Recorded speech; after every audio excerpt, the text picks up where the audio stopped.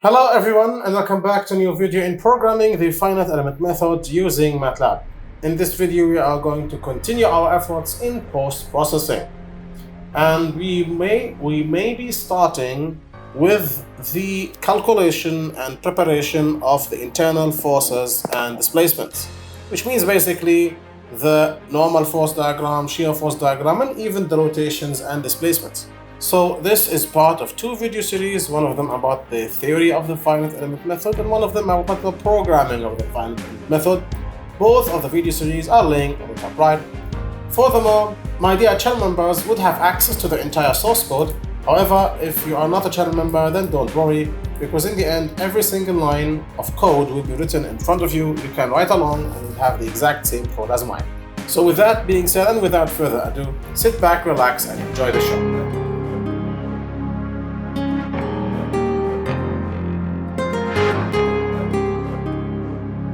Okay, now we are in the STI controller and we are, of course, in the perform post-processing. Now, one thing I forgot to mention is that we also need to calculate the reactions. I initialized the reaction, but so far I haven't calculated the reaction.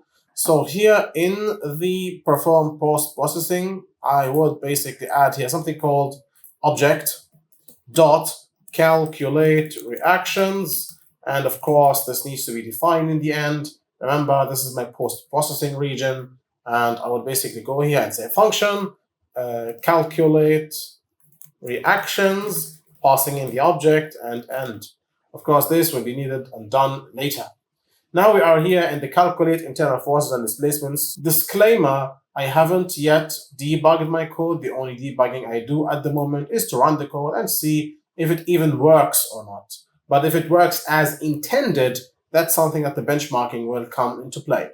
And we need post-processing to make our benchmarking life easier. Fantastic. Now here we are in the calculate bar internal force and displacement. And for that, we need to cycle through every single one of those stir lines. So here, for line index equals from 1 to length of the object.stir lines. Here we fish out the line by saying, object.stir lines of line index. And now we do things in the line.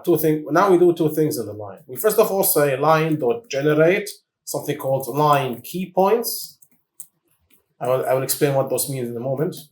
And line.generate diagrams. Now, what are line key points? Line key points are positions where the internal diagram switches equation, which means if we take the bending moment diagram as an example, the equation that controls or describes the bending moment diagram before the key point could or could not be different than the equation that describes the bending moment diagram after that point. Now, because those line key points are key points where equations change, I must know the value of that equation at that key point. So to be able to build the equations, let's say you have a line key point in the middle of the beam for a beam with a force in its center. I need to know the shear, moment, and all those values at that point just before and at that point just after. Because I need those values to create the new equation, especially for shear when there is this continuity in the equation. This might sound gibberish for now, but it will become clear as you program it. Now you can see me saying line.generate key points because I kind of want it to be as a part of the line, not as a part of the controller. You could totally choose to have a function here called generate line key points. However, I kind of think that the controller is already huge. It's like, 1,600 lines of code now. So I might delegate some stuff to the line. Now, of course, if I run the code, it will not work. I misplaced this. This should be written here. Yeah, whatever. This comes later. Now, if you run this code, it will not work. Let me show you. If I go here and call in main, I will fail because it will tell me line.generate line key points is not known. Let's see what happens here. Generate key points doesn't exist. We need to make it exist. So, okay, let's leave the post-processing function now and let's dive into the stir lines. And we are here. Now, the stir lines has fem bars. Those fem bars will be the highlight of the show today. Since we have a stir line here, let me first of all declare something called line key points because we need to calculate those, and which means we need them here. At the end of the line, I'm gonna go here and maybe I should put a region here and say post-processing functions. And here maybe, just for sake of organizing, I would call here definition region. And here maybe, I think this was used during the calculations or meshing here. I would say, I don't know, calculation region. This is where we needed those things to calculate stuff. So in the post-processing functions, we're going to declare a function that basically gives out nothing, and it's called generate line key points, and I pass in an object. Why do I put an equal sign? There is no equal. And another function that says, let me see from the stir controller, generate diagrams. Yep, so I just copy this thing, go here, generate diagrams, object, and end. Now, if I run the main, there shouldn't be problems because everything is defined and it does run perfectly. Now, it doesn't do what I want it to do because those are empty, but we are one step closer. Okay, let's shift our focus into generate line key points. So when we start, we should have empty line key points. I think that's the case, but just if we don't have it as a case, I will first of all make sure that line key points is empty, which is now the case. I also am realizing, since I'm preparing line key points and I'm asking for the values before and after, I might even need to include the controller, which kind of makes me inclined into shifting this into the controller. I think I should shift this into the controller because, look, I need forces which are outside things. So maybe I think I should shift this in the controller. I don't know. For now, I will shift it to the controller again. So I'm cutting this and going to the controller and paste. I'm really here not sure. It could both work. Here, this becomes then the line. And because we have it now in the controller, now it's not the line who calls this, but it's the controller, which is object here. Since I shifted it to the controller. I'm really split thought here. Not really sure. I might shift it later to the line, but for now, I think because we need to access the forces, it makes more sense to be in the controller. I don't really know. Okay, so line generate key points. Here we need to pass in the line suddenly because it's no longer inside the line. And here I need to clean the line.keyPoint. So now this is empty. I would also need the load case count because a lot of matrices need to be sized according to the load cases. So load case count here, and I'm gonna basically call in the length of the controller.stir load cases. Yep. Now here, a lot of shenanigans are gonna take place, including line key points. And line key points here could be a class or a struct. I'm gonna go for a full-fledged class, although a struct might do it justice, because a line key point must know its own forces and its location and a lot of things. So I think that just having a line key point list, I should populate it with line key point classes. But before we do that, let's start by cycling through the fembars. So I will go here for a for loop, and I will call this fembar index from 1 all the way to the length of. Now, I am not going to go for object.fembars. I'm not going to do that because not all fembars will create line key points on the line. Because there are a lot of fembars that are not even included or not part of the line. The fembars that will contribute to the line key points are not the generalistic fembars, but the fembars we stored during the generation. When we generated fem elements from lines, we actually stored it in a list called fembars inside the line. So this list is all the fembars that are defined on that specific line, and that's the list we want to cycle through. So let's pick out the fembar, or fembar beam in this case. The fembar is line.fembars of fembar index. Now here, this is where we want to create our first line key point. So it would go like this. Line key point equals, and I'm gonna call in the line key point. Now this is not an str value or an str class, nor is it a fem class. That's just a helper class. Now I could call it helper line key point or h line key point, but I can leave it as line key point. Now of course that won't run because we still haven't declared what a line key point is. But let's think for a moment.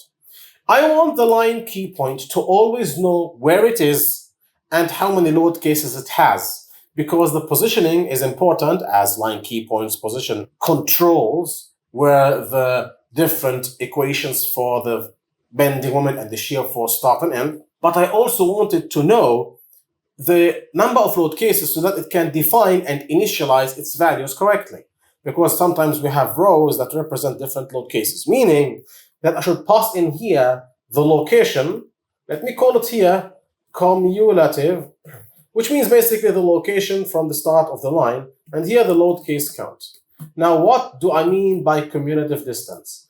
By cumulative distance here, I mean the distance from start of stir line. Now, I haven't calculated that at all, neither have I even defined it. So the cumulative distance is basically going to be cumulatively added whenever I finish a fem bar. So the cumulative distance should start at 0, and whenever I finish a fem bar, we are going to increment the cumulative distance. But after defining the line key point, I'm going to set a flag that it is an FE key point. And this flag will be set to true. What does this mean? This indicates that the LKP is generated due to a fem reason, not a load reason. Now, it could be both. It could be a load and a fem element at the same time. But here, the reason why we generated a line key point is because we are at a fem element. We have a fem element that needs a start and an end. Since we created our line key point here, it becomes time to shift the cumulative distance in preparation of the next line key point. So here, I'm going to call in cumulative distance plus equals. This doesn't work in MATLAB. You need to say equals cumulative distance again, and then plus whatever you want. Here, I'm going to add fembar.length. We are shifting the cumulative distance so that the next line key point is defined at the next distance. There is a lot of things that we need to populate inside the line key point. Notice the line key point has not been defined yet, but I will basically explain everything that is needed for it and then define it at the end of the video. I'm kind of doing it vice versa. This time, I'm explaining the functionality of a class, the things I'm expecting the class to do, and then I'm creating the class to tailor for that functionality. So here, because as I said before, line key points are important starting and ending points for functions of bending moment, for example, and shear force, I need to store some stuff inside it, i.e. the local loads inside this line key point, okay? So how do I do that? Well, first of all, I need to get the local, let me write it in capital, local equivalent nodal force matrix. Why do I do this? Because the load matrix is not clean. The load matrix includes the equivalent nodal load. Because we have done this in the apply load. Let me show you.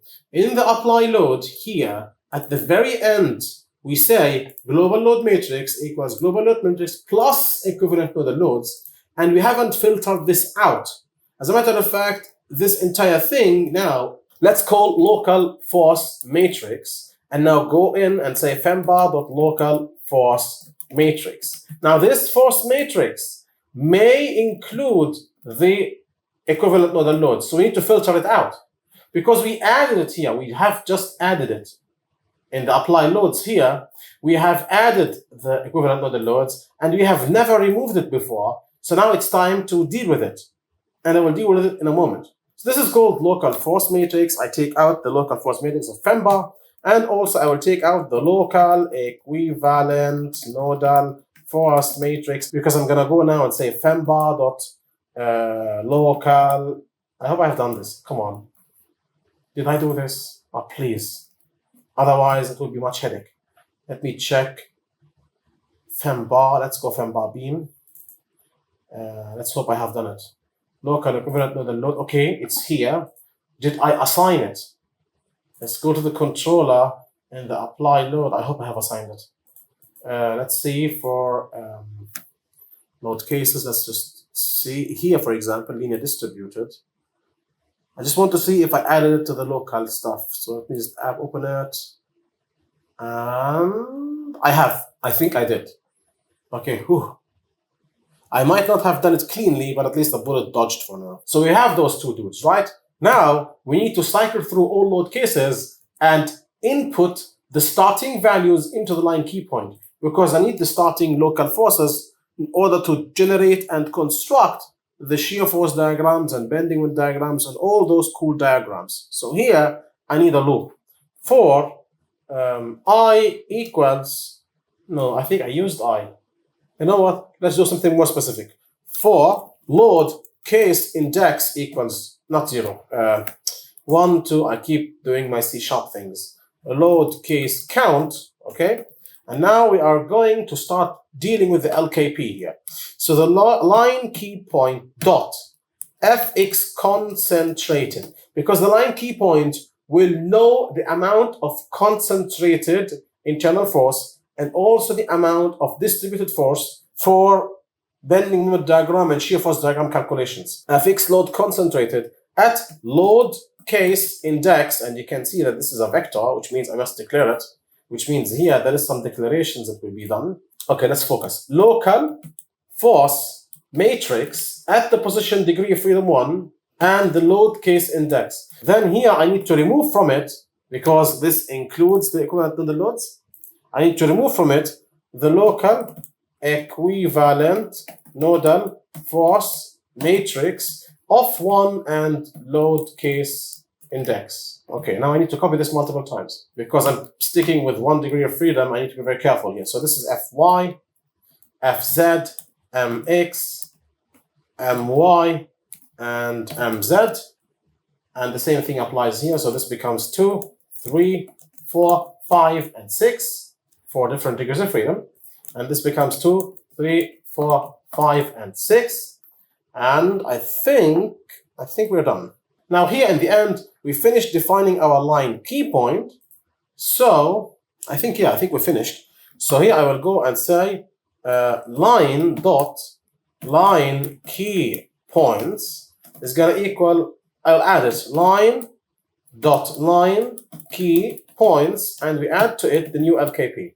Okay, so this is going to work multiple times, and every single time the cumulative distance changes, and those things change because we're going to go to another fem beam. I think with this constellation, it will always define the first line key point. Because let's see, if we start at 1, we are on the first fem bar and the cumulative distance is 0. Let's have a beam that has 2 fem bars. So in fem bar 1, I would be defining LKP1, which is the start of fem bar 1. In fem bar 2, I would be defining LKP2, which is the start of fem bar 2. However, the loop would end and I would be unable to define LKP3, which is the end of fem bar 2, which means I need a condition here. I must give a condition here. So if we are at the last fem bar, how do I know it?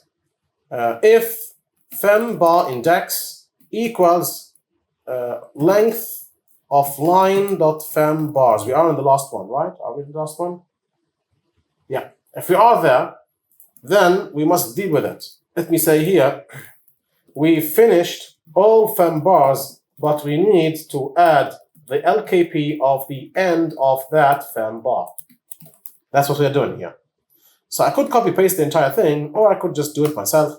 So here, I will basically define an LKP. I will call this LKP lost. This equals line key point of cumulative distance and load case count.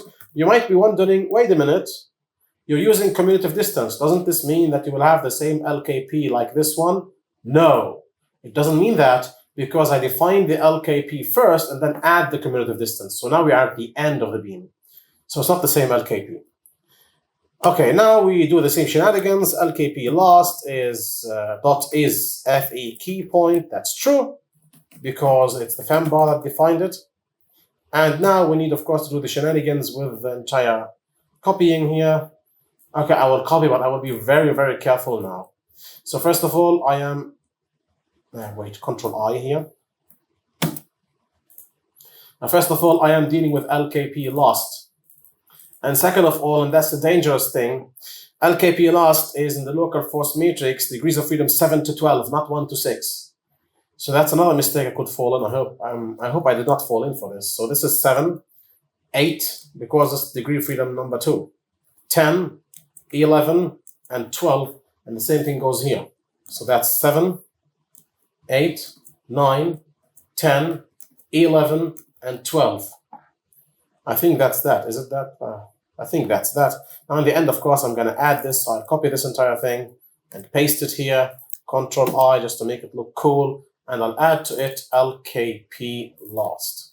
Now this ends, not everything, it ends the LKPs that were defined from the finite element members. So here, I just put a comment here and say here, define LKP for starts and ends of each fem bar. Now I'm saying starts and ends, but actually it starts and last end, because the start of the second fem bar is the end of the first, so it's actually only last end. Now here, that's one domain. I can for now make it small, and here I'm going to do the same thing, but it's a little bit more complicated here. I'm going to define LKP for loads, and this is more dangerous, but that's something for another video to worry about, because I don't want to overfill this video. Because in this video, we still need to define what an LKP is. So let's basically define as a class that is an LKP class. Now, it's a long time since I have defined a class, so let's just add a file here and call it class. That's class divot. This is called line key point, and I will inherit from handle so that it keeps track of the changes. I will save in line key point.m. I didn't call it fem or str because it's neither fem nor str. And now we need properties and methods. Properties are the things that this class has, and methods are the things that this class can do. Now, the things that this class has are, first of all, it has absolute location. That's basically the cumulative distance. That's basically the cumulative distance. And then we asked also, is FE key point? And then we have Fx concentrated, and all of them, Fy concentrated, Fz concentrated, all the brouhaha, Fy, Fz, Mx, My, and Mz concentrated. And then we have, now for something in the future, we have something called Fx distributed before. So the value of the distributed load in the direction of Fx before the point and after the point, because those need to be included when we want to create the shear force and bending moment diagrams. So I need to know this before and after. So let me copy this 6 times.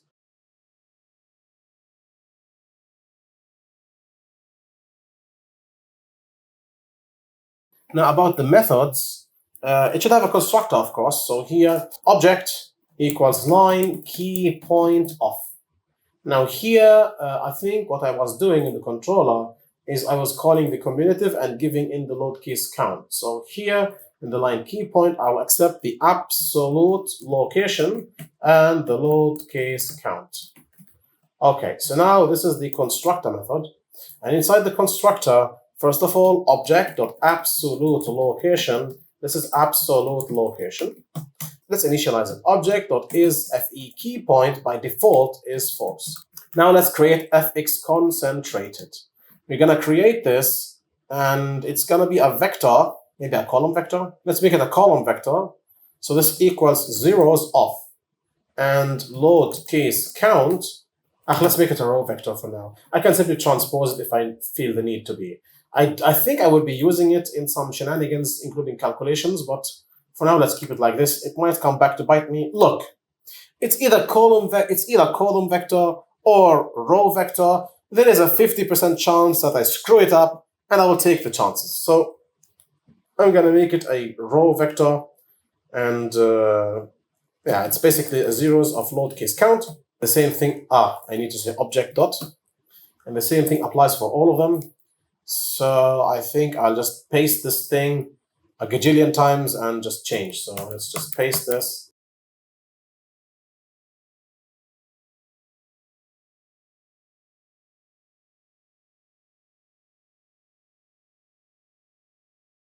Do I need a toString function? Reporting system? Nah, let's leave it like this. So now I have declared my line key points. So now if I run it, it shouldn't be a problem. So let's run our main and see if it will explode in my face. Okay, unrecognized method, property, or field, load, local equivalent nodal force matrix. I think it's because I called it load, right? Okay, what seems to be the problem? Did I call it load? Yeah, I called it load. I remember that. I remember that I did not like the word force. let's call, you know what? I don't want to change them all. I can just change this to wing it. And this will still work. Let's write main again and hope it works. And it does. Fantastic. No errors. Double click on the controller. Let's see what happens. So those are my stir lines. Inside the stir lines, you should have LKPs. Come on, man. Open. So let's see the LKPs. Where are they? There we go. 2 line key points. Let's check. And they have the 2 line key points. They are fine. And I think, yeah, they're taking the values from the locals. Yep. I think it makes sense. So it seems everything is fine so far. Now we still haven't stress tested our software, but we have reached another milestone. Now we still need to program LKPs for loads, but this is something for another video. So yeah, that's everything I wanted to talk about today. I hope you enjoyed. And in the end, I want to give a LKP-sized shout out to my dear channel members in the contributor level and the helper level, whose names are going to be shown on the screen. I want to thank them from the bottom of my heart, as their support of the channel is priceless to me and enables me to provide you with videos hopefully on time and with a certain quality I try to achieve, and for that I am forever thankful. In the end, I hope that you enjoyed the video and you found it beneficial. If you have enjoyed the video, then please consider liking, sharing, subscribing, commenting, and so on, especially subscribing because it helps increase the reach of my channel. As per usual, this is the Civil Engineering Essentials channel. I will catch you in the next video. Bye bye.